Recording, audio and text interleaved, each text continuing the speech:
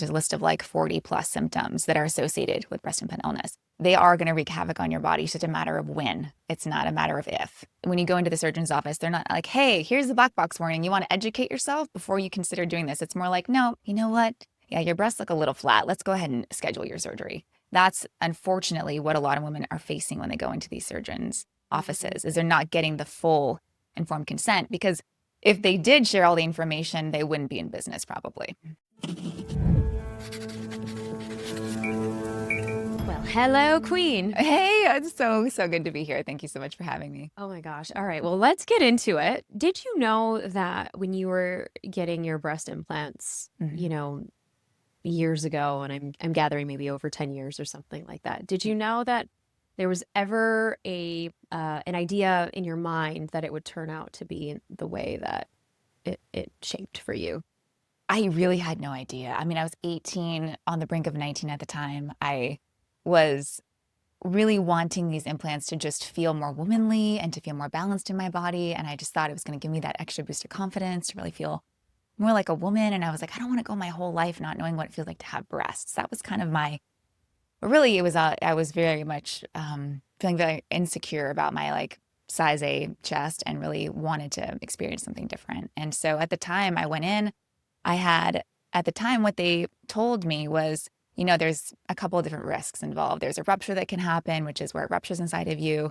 If you have silicone implants or saline, obviously they're both going to affect you differently. If you've got silicone, it can be a lot more toxic, obviously. And if you've got saline, it'll be a little less toxic, but still there's silicone in every single breast implant because the shell of every implant is made of silicone. So there was that, but then they basically said, well, if it ruptures, don't worry, we'll just put another one back in. And they made it sound like it was no big deal. And oh, by the way, like not that big of a deal. You're just going to have to replace these every 10 years just because they don't really have that long of a lifespan. Mm-hmm.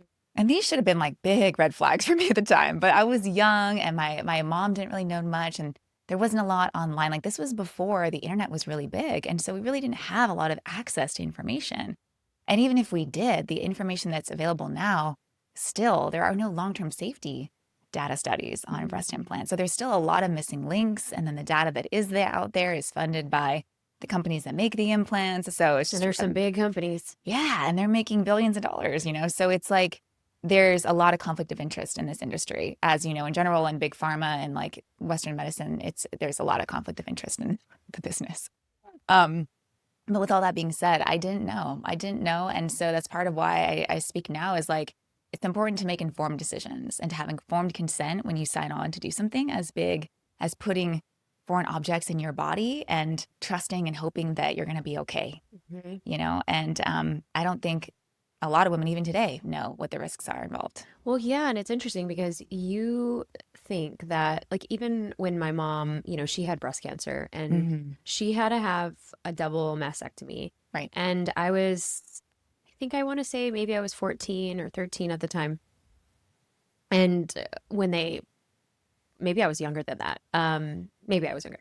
But anyways, so the idea that I remember vividly both my parents talking about her getting implants. Yeah. But then she chose not to.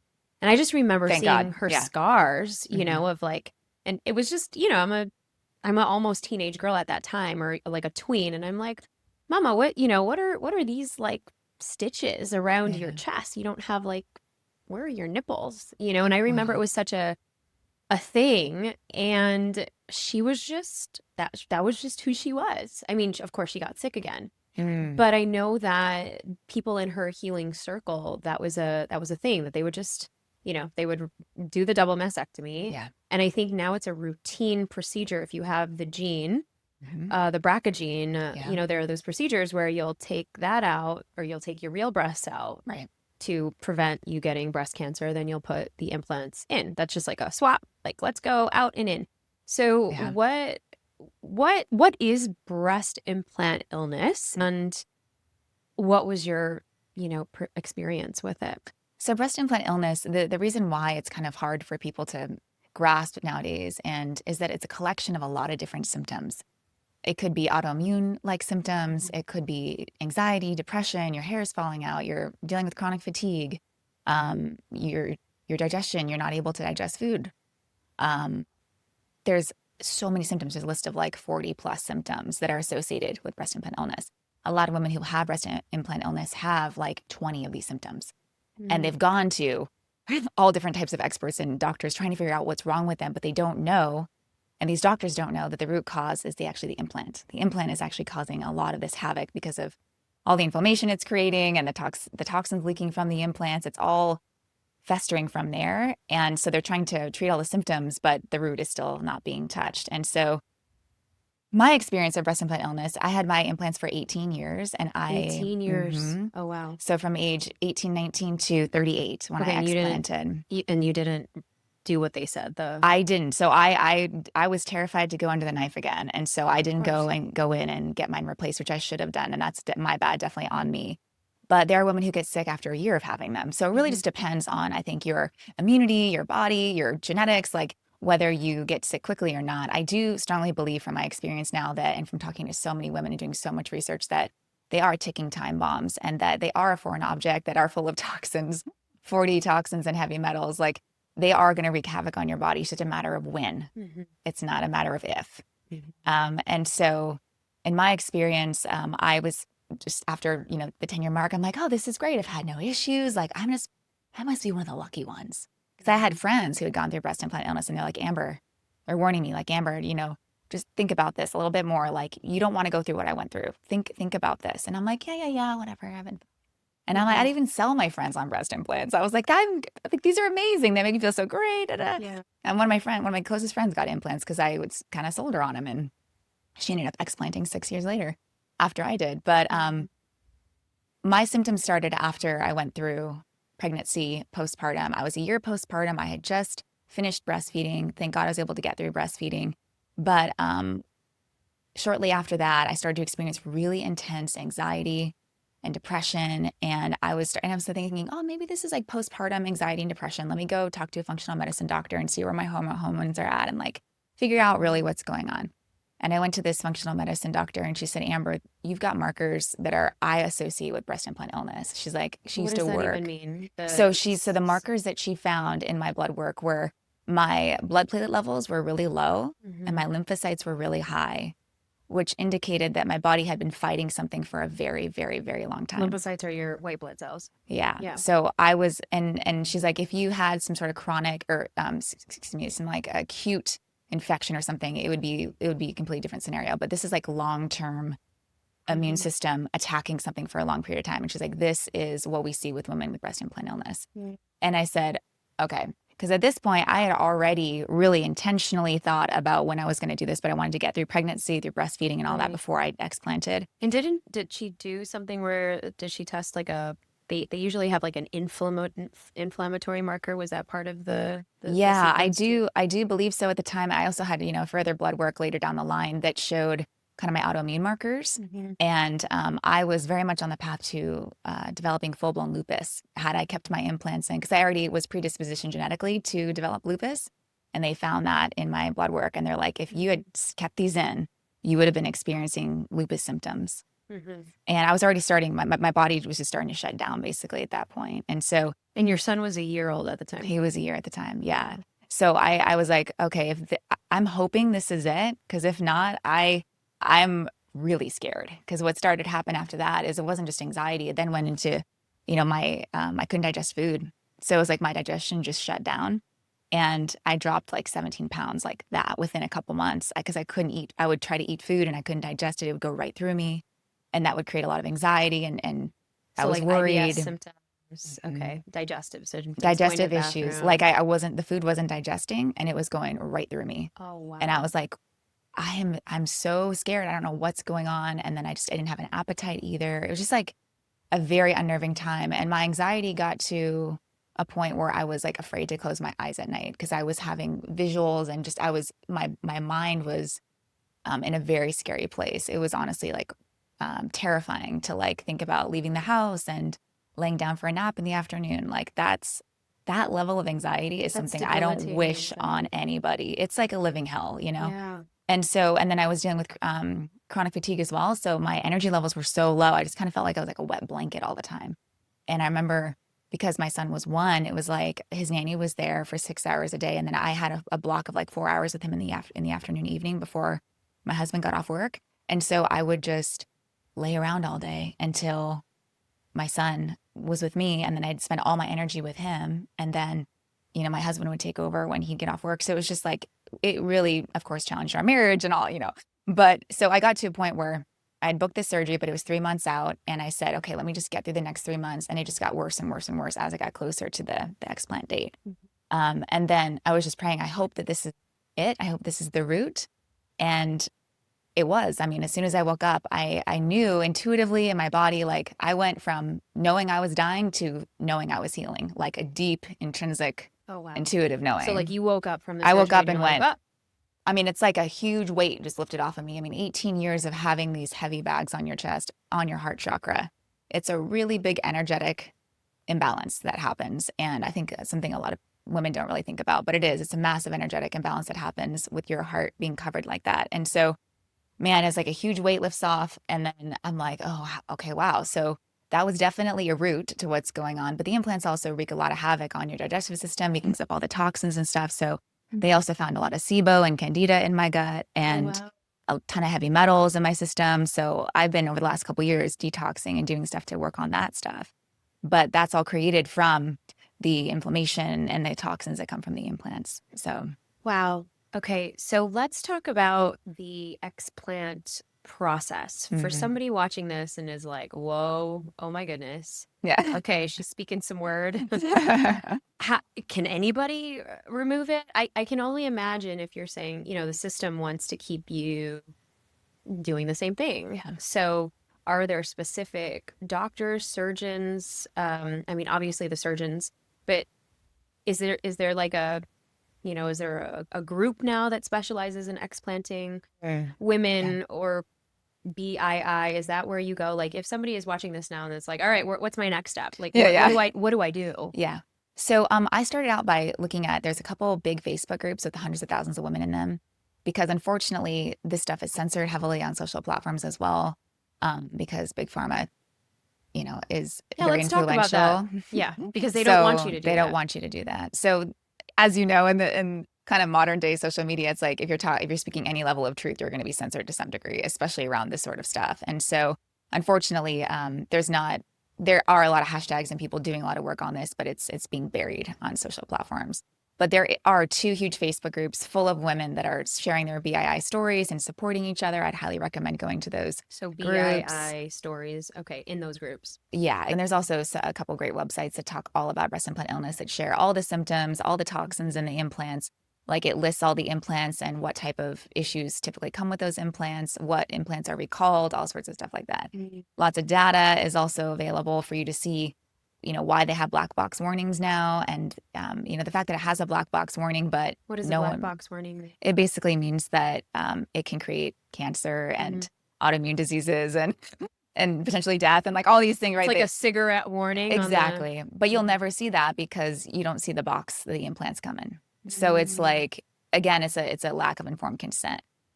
When you go into the surgeon's office, they're not like, hey, here's the black box warning. You want to educate yourself before you consider doing this. It's more like, no, you know what?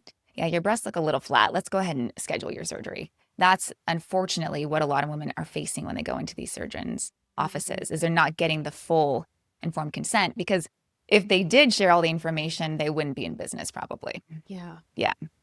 Yeah. So in these groups, are they talking about the ways to, like, how do you interview an ex doc, or do you Yeah. go So to the same plastic surgeon that gave them to you and you take them out? Or what are yeah, it depends. and what is a process like of the healing journey and options for women post the explant? Yeah. So it depends on your surgeon. A lot of surgeons, they do have to perform explants pretty much routinely because they're replacing constantly for women, right? So most surgeons do explants, but I think the key is to find those who really strongly believe in breast implant illness, who do a lot of testing related to breast implant illness. And there are a lot of amazing surgeons you can find on these websites, a list of 40 plus all around the world, in the US specifically, in your state specifically, that specialize in explanting, that only do explant. And I wish I had just gone to a doctor who did just explant, but their waiting lists just to get a consultation are like a year plus, because that's how many women are sick and that's how many women are explanting right now. So it's Their waiting lists are a year plus. to get a consultation, Oh my gosh. not to book a surgery. Yeah. Wow. Yeah. Like some of the top explant surgeons. So a lot of surgeons are choosing to just, once they see the damage in their clients from these implants, they've decided ethically to just do explants moving forward, which I have so much respect for. And so I would love to support those people. And there's lots of, resources where you guys can find those great surgeons. But, again, they're hard to get into. So I ended up going to a surgeon that was highly recommended to me, but he wasn't an explant specialist. That's not all he did, but he did have all the skill to do it. And so I'm grateful that I had a great surgeon. But the trouble is that a lot of women go to these surgeons for help, and they're like, "Hey, I'm sick, and I think it might be the implants," and they're gaslit. It's like, no, no, it can't possibly be the implants. It's definitely autoimmune. It's definitely this and this and this and this. Mhm. And they refer them out to all these different experts because they themselves either don't recognize that this is a thing, Yeah. or they just don't want to deal with it. Wow. Yeah, Wow. yeah, And okay, so then you get this, you wake up, yeah. and how was your energy after? Yeah, the healing process for me was really intense. I think the healing process was actually more intense than the actual getting sick part. I mean, the getting sick part, what was so unnerving was that I just didn't know what was wrong with me and I didn't know how to fix it. But then once I was in the healing process, I realized, wow, this is a whole new animal. Um, for me, it was like a tremendous amount of old emotional baggage that had to be cleared. So imagine your heart is covered for 18 years energetically.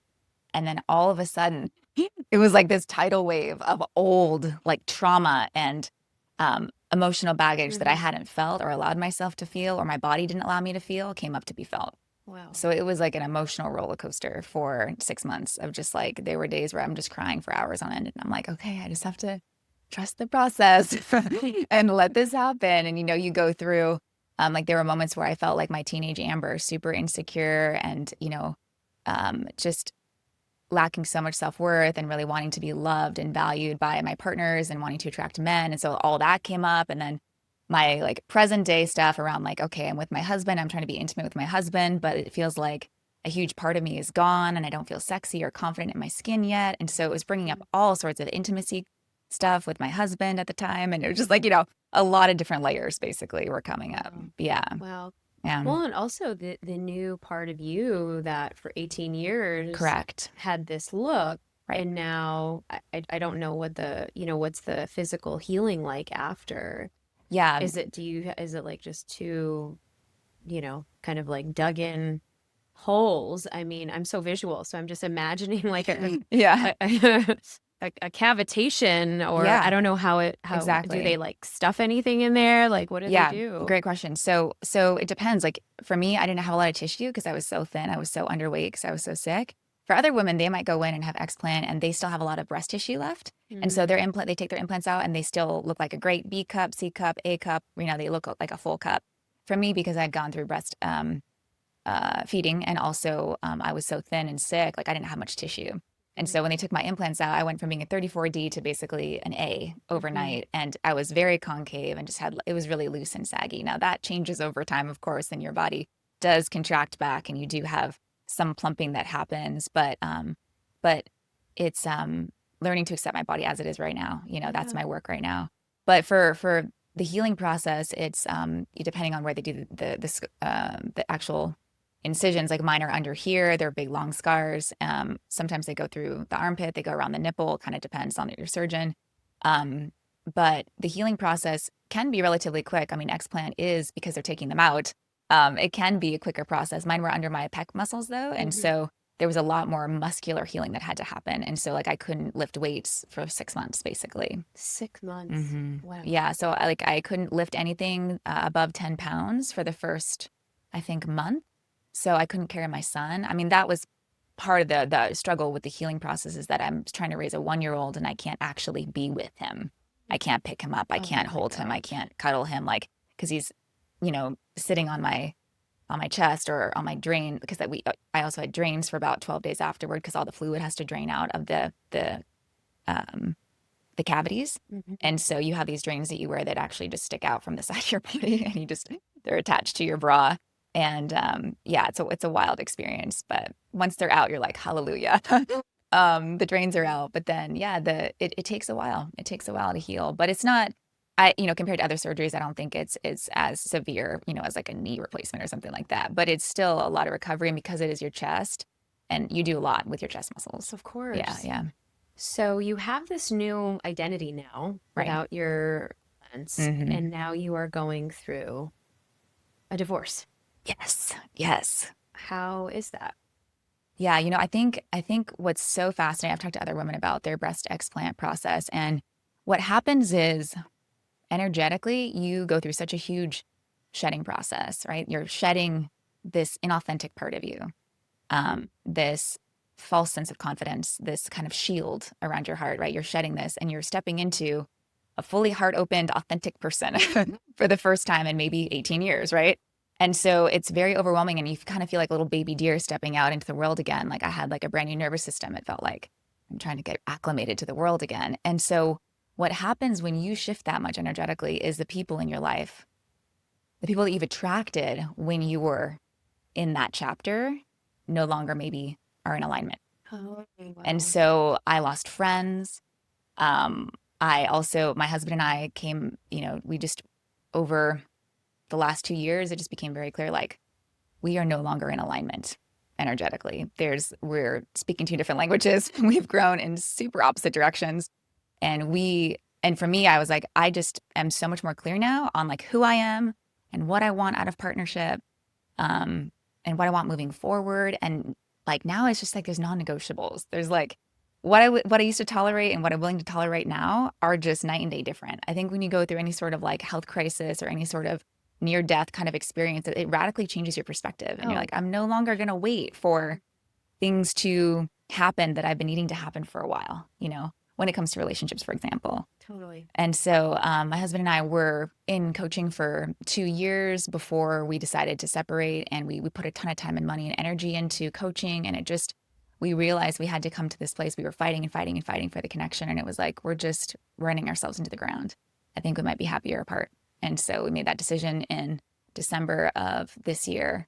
And yeah, divorce has been a wild ride. I know you've been through it, and it's every woman I talk to, it's like now you're in like the divorce club and you're all like trying to support each other because it's a big journey to navigate in and of itself. It's a big journey, and even as you're sharing, it's almost like you're finding yourself again.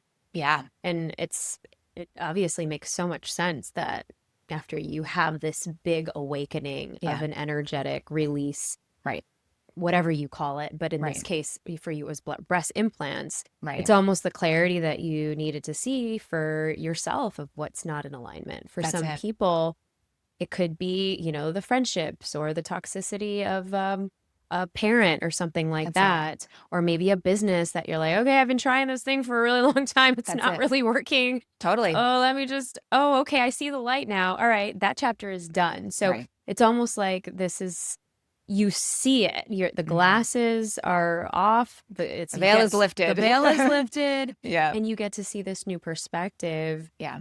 And there's this, like, I mean, I'm sensing from you this Hmm. like deep love and adoration for yourself, Yeah. and like full advocacy, sovereignty, That's it. for yourself. I mean, as you say, reclamation. So, Yeah. so take us through this reclamation process. Hmm. What needed to happen? Yeah.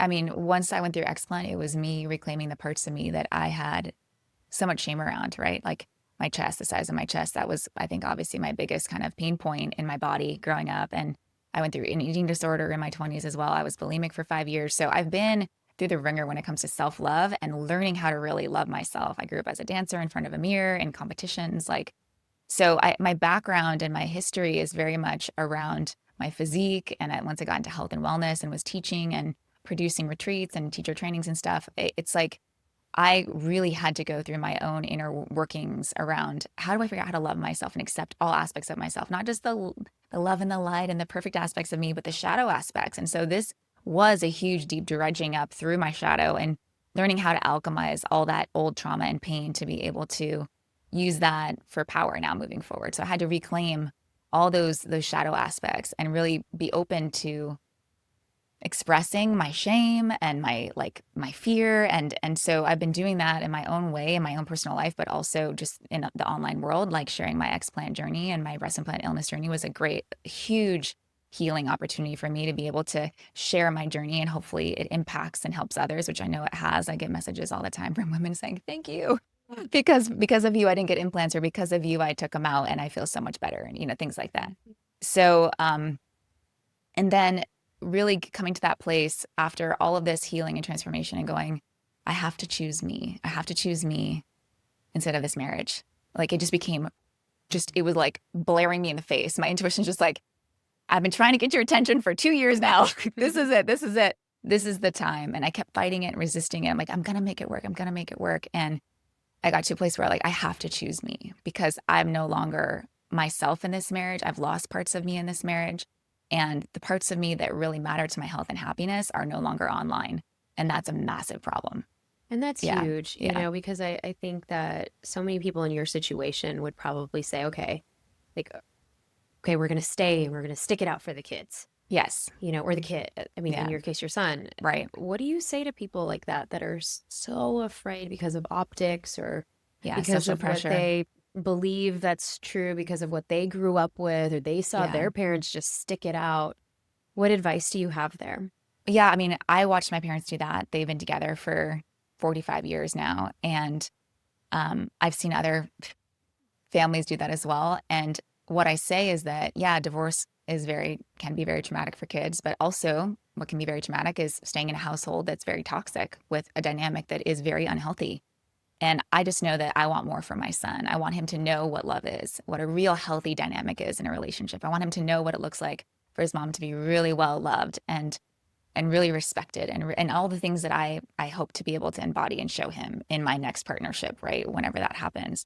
But I just knew that our example wasn't the example I wanted for him, and that I had an option to make a decision. And yeah, it was going to be super hard, and I didn't know what it was going to look like on the other side, and I still don't. I'm still walking through divorce. I don't know what it's going to look like on the other side, but what I do know is how free I feel right now after making that decision, right? Like the liberation that I felt once I made that decision told me how much, like how on point I was with making that decision, right? And I think you only know when you decide, um, I'm going to do this, that you start to feel the relief and the pressure comes off, right? Yeah. Because I was under pressure for years trying to figure out, am I going to stay? Am I going to go? Am I put it?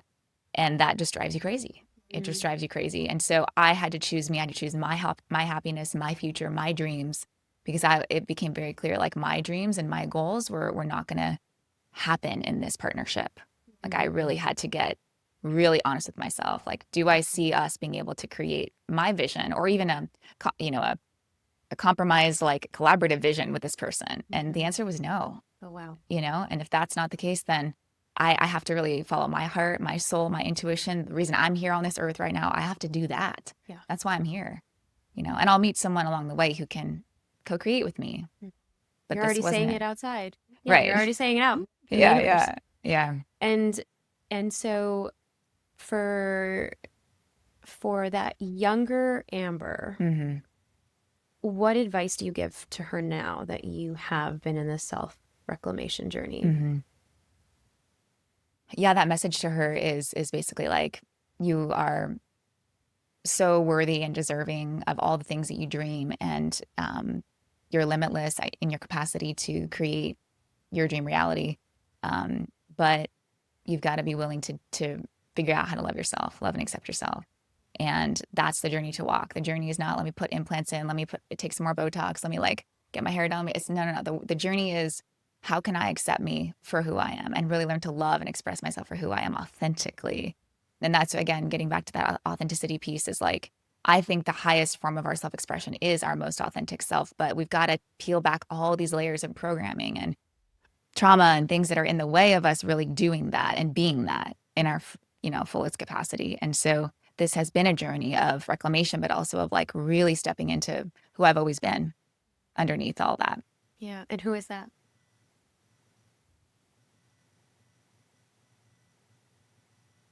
Who's that authentic person? I'd say, if I had to define her, it would be, um, yeah, like a wild, untamed, unapologetic dancer who's just gonna share her heart and her light with the world, um, unapologetically, forevermore. Woo, woo. Yeah, I'll take that. yeah. That's juicy. That's juicy. This is such a fun conversation.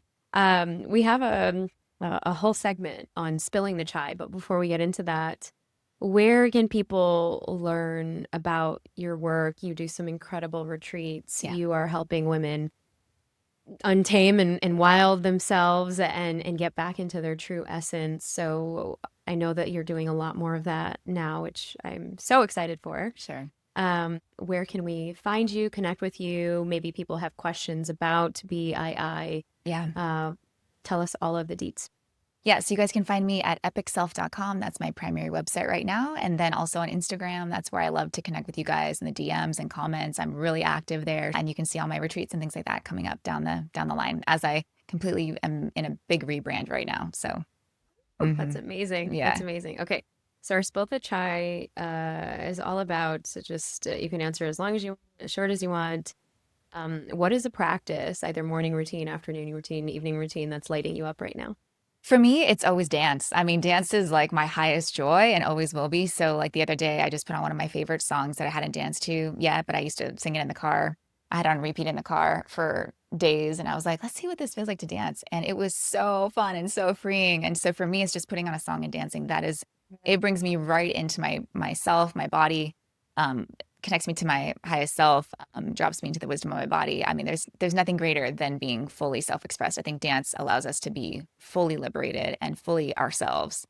Well, what Yeah. I love about you, or I mean, I think you used to do this years ago. I don't know if lately you've done it, or maybe you will. But when you would just dance freely on your and just post it Yes. online. I'm like, Yeah. I want more of that content.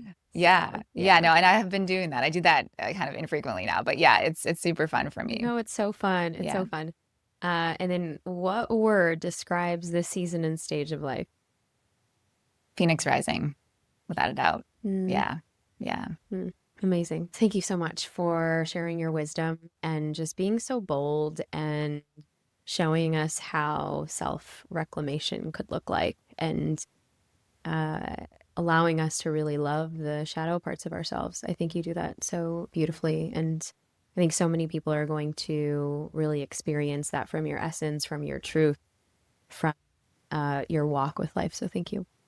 Thanks for having me. Wow.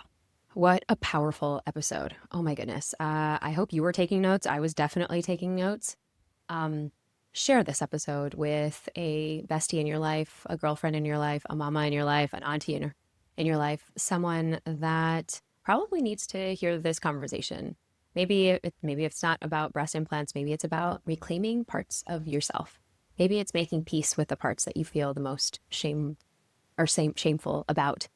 Maybe it's just giving you that self-love and that recognition that you need, that it doesn't really stem from other people or outside validation or what the world thinks of us. Amber is such a true testimony of how we can really step into our highest self if we listen to our own inner voice. If you love this episode, tag us. What was your favorite moment? What was that highlighting moment? What perspective changed for you, if any? And if you're watching this on YouTube, if you stumbled across this episode and you're like, oh my gosh, I want more magic, go ahead and hit the subscribe button, follow us for more, and it helps us grow the show more than you know. We always love your comments. We love reading them. And that's all I have for you today. So keep being more brave, and I will see you next time. You know I've got so much more in store for you. So if you are really ready to dive in and keep owning your emotions like the boss that you are, click right here. Go ahead, don't be shy. I'll see you in the next one. Keep shining.